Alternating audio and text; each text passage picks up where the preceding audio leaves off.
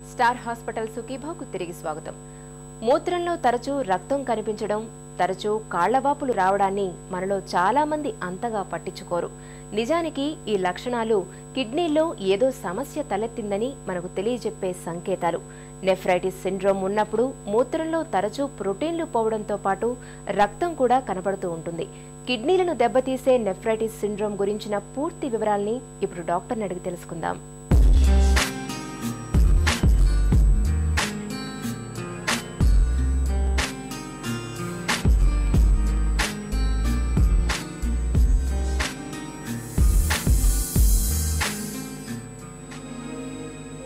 Nephritic syndrome అంటే ఏంటి? Kidney మన శరీరంలో ఫిల్టర్గా పనిచేస్తుంది. ఒకవేళ ఆ ఫిల్టర్ పెద్దదిగా అయినప్పుడు బాడీలో ఉండే ఎక్స్ట్రా నీరు మరియు వ్యర్థ పదార్థంతో పాటు ప్రోటీన్ కూడా మూత్రంలో లీక్ అవుతుంది.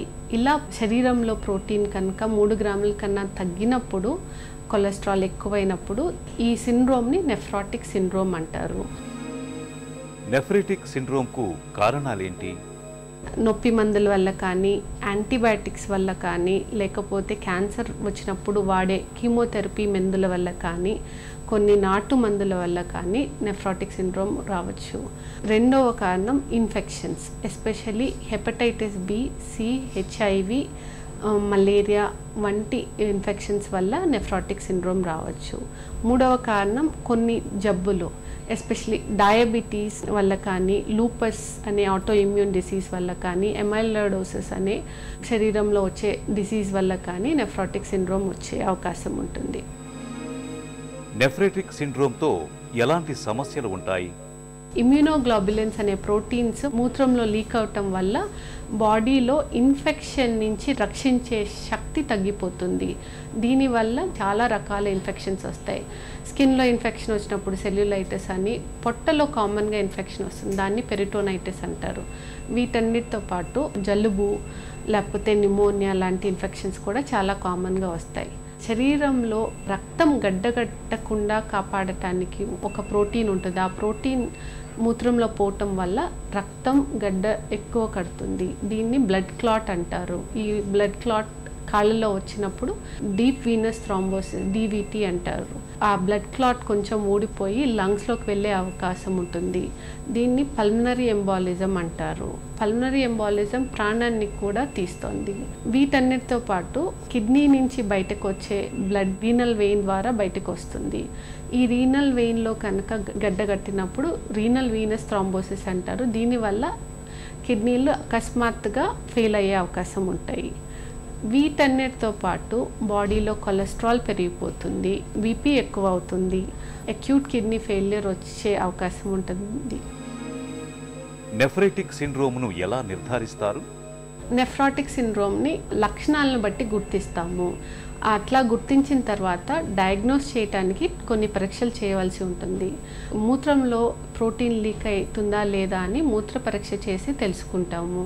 దాని తర్వాత ఎంత లీక్ అవుతుందో తెలుసుకోవటానికి 24 గంటలు యూరిన్లో కానీ స్పాట్ రేషియో కానీ చేసి ఎంత లీక్ అవుతుందో అని తెలుసుకుంటాము. ఒకవేళ అది 3 గ్రాముల కన్నా ఎక్కువ ఉన్నట్లయితే నెఫ్రాటిక్ సిండ్రోమ్ని డయాగ్నోస్ చేస్తాము. రక్త పరీక్షలతో పాటు అల్ట్రాసౌండ్, అవసరమైతే కిడ్నీ బయాప్సీ చేయవలసి వస్తుంది. నెఫ్రైటిక్ సిండ్రోమ్కు చికిత్స ఎలా ఉంటుంది? నెఫ్రాటిక్ సిండ్రోమ్ ఒక చికిత్స 2 రకాలుగా ఉంటుంది. ఒకటి నెఫ్రాటిక్ సిండ్రోమ్ వల్ల వచ్చే లక్షణాలని ట్రీట్ చేయటం, రెండోది నెఫ్రాటిక్ సిండ్రోమ్ తగ్గటానికి ట్రీట్మెంట్ చేయటం. నెఫ్రాటిక్ సిండ్రోమ్ లక్షణాలను ట్రీట్ చేయడానికి డయారిటిక్స్ అనే మందుల ద్వారా మూత్రాన్ని పెంచి వాపును తగ్గించడానికి వాడతాము. మరీ వాపు ఎక్కువ ఉన్నప్పుడు ఇంజెక్షన్ ద్వారా డయారిటిక్స్ ఇవ్వాల్సి వస్తుంది. వీటన్నిటితో పాటు కొలెస్ట్రాల్ కంట్రోల్ చేయడానికి మెడిసిన్ కానీ, ఇన్ఫెక్షన్ కంట్రోల్ చేయడానికి యాంటీబయాటిక్స్ కానీ, ఎసిడిటీ కంట్రోల్ చేయడానికి యాంటాసిడ్స్ ఇవ్వవలసి వస్తుంది. ఇవన్నీ నెఫ్రాటిక్ సిండ్రోమ్ లక్షణాలని చికిత్స చేయటం. నెఫ్రాటిక్ సిండ్రోమ్ని ట్రీట్ చేయటానికి 2 రకాల మందులు వాడతాం. ఒకటి ఏసీ ఇన్హిబిటర్స్ కానీ యాంజియోటెన్సిన్ రిసెప్టర్ బ్లాకర్స్ అని. ఈ 2 గ్రూప్ మెడిసిన్స్ మూత్రంలో ప్రోటీన్ తగ్గటానికి ఉపయోగపడుతుంది. మూత్రంలో ప్రోటీన్ తగ్గడంతో పాటు అది బాడీలో బ్లడ్ ప్రెషర్ని కూడా తగ్గిస్తాయి. ఈ 2 గ్రూప్ మెడిసిన్స్ వాడేటప్పుడు కిడ్నీ ఫంక్షన్ని, పొటాషియంని జాగ్రత్తగా మానిటర్ చేసుకోవాలి. ఇవి ఎక్కువగా షుగర్ వల్ల కానీ కిడ్నీ స్పెసిఫిక్ డిసీజెస్లో ప్రోటీన్ లీక్ అయ్యేటప్పుడు వాడతాము. కానీ మినిమల్ చేంజ్ డిసీజ్ అనే వల్ల వచ్చినప్పుడు, నెఫ్రాటిక్ సిండ్రోమ్ వచ్చినప్పుడు కానీ, లూపస్ వల్ల నెఫ్రాటిక్ సిండ్రోమ్ వచ్చినప్పుడు కానీ ఇమ్యూనోసప్రెషన్ మెడికేషన్స్ అంటే స్టీరాయిడ్స్ కానీ వేరే ఇమ్యూనోసప్రెసర్ మెడికేషన్స్ వాడాల్సి వస్తుంది. ఈ స్టీరాయిడ్స్ అంటే అనేక రూపాల్లో ఉంటాయి. టాబ్లెట్స్లో కానీ ఇంజెక్షన్ రూపంలో ఇస్తాము. ఇవి శరీరం బరువు పట్టి డోస్ నిర్ణయిస్తాము. ఈ స్టీరాయిడ్స్ వాడడం వల్ల కొంచెం సైడ్ ఎఫెక్ట్స్ ఉంటాయి. అందువల్ల ఈ మందులు డాక్టర్ పర్యవేక్షణలో జాగ్రత్తగా వాడుతూ ఏమన్నా ప్రాబ్లం వచ్చినప్పుడు వెంటనే డాక్టర్ని సంప్రదించవలసి వస్తుంది. నెఫ్రైటిక్ సిండ్రోమ్ను నివారించుకోవచ్చా?